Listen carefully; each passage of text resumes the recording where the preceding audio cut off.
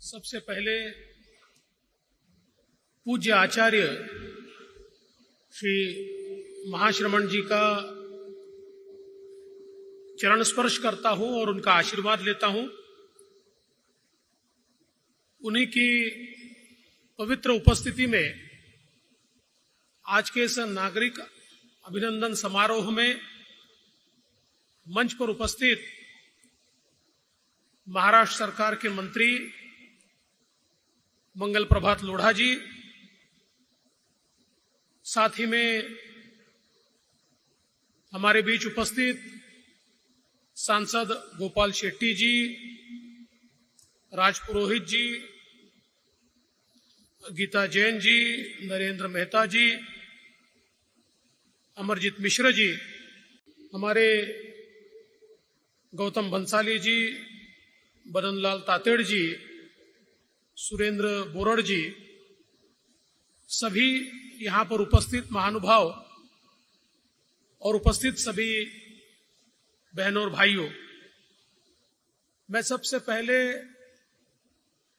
महाराष्ट्र की 12 करोड़ जनता की ओर से पूज्य आचार्य जी का महाराष्ट्र की भूमि में, मुंबई की भूमि में बहुत बहुत स्वागत करता हूं और आभार भी व्यक्त करता हूं। 60 वर्षों के बाद आचार्य जी मुंबई की इस धरती पर, इस धरती को पवित्र करने के लिए चातुर्मास यहां पर करेंगे। ये मुंबई करो के लिए एक बहुत ही महत्वपूर्ण इस प्रकार का आयोजन है और इसलिए मैं उनका मन से और दिल से आभार भी व्यक्त करता हूं।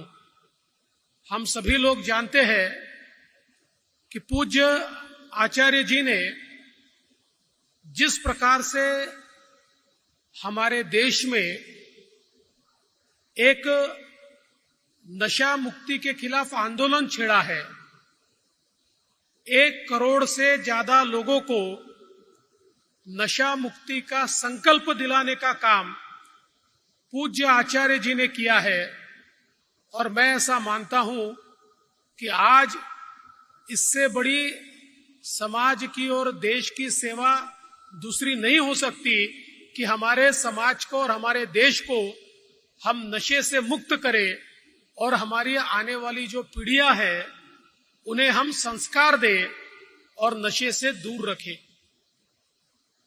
हमेशा हम लोग ये जानते हैं कि आचार्य चाणक्य ऐसा कहते थे कि किसी भी देश का नाश करना है या समाज का नाश करना है तो उसकी पीढ़ियों को आत्म केंद्रित कीजिए और लतखोर बनाइए, तो किसी भी युद्ध के बिना उस देश को गुलाम बनाया जा सकता है।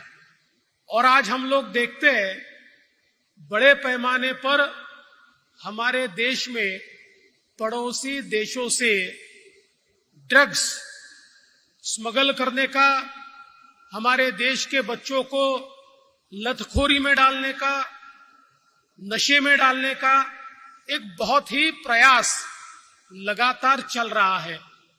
हमारे आदरणीय प्रधानमंत्री मोदी जी ने और हमारे गृह मंत्री अमित भाई शाह जी ने नशे के खिलाफ एक बड़ी मुहिम छेड़ी है।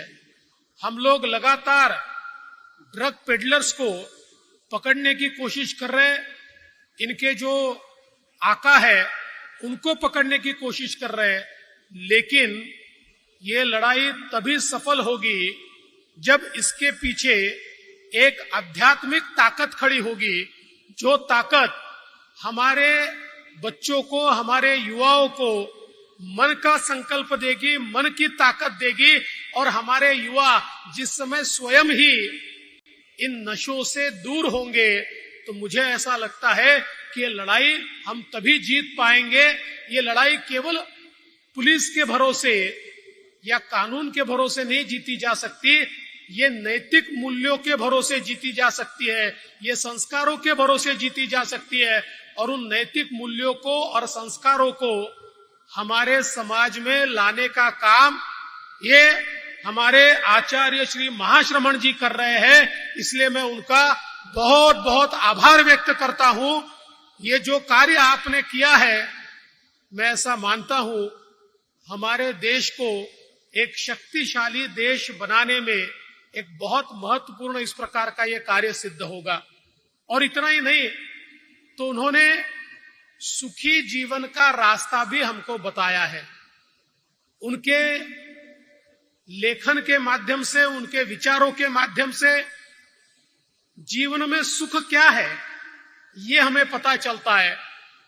भौतिकता की लड़ाई में हम लोग ऐसे लड़ रहे हैं कि जीवन के सुख को भूल गए और भौतिक सुखों को ही हमने सुख मान लिया। लेकिन असली सुख क्या है ये आचार्य श्री ने हमको बताया।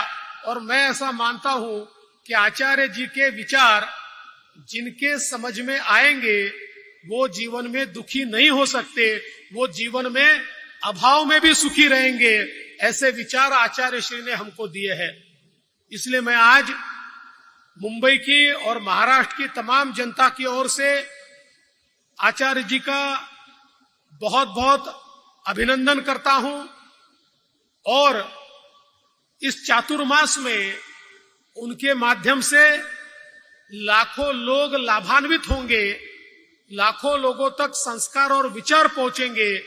इसलिए उनका भी आभार व्यक्त करता हूं। और जिन्होंने यहां पर चातुर्मास का आयोजन किया, उस आयोजन समिति का भी आभार व्यक्त करता हूं कि आपने पूज्य आचार्य श्री को, जो हमारे राष्ट्र संत है, उनको यहां पर आपने निमंत्रित किया। इसलिए आपका भी आभार व्यक्त करते हुए अपने शब्दों को विराम देता हूं।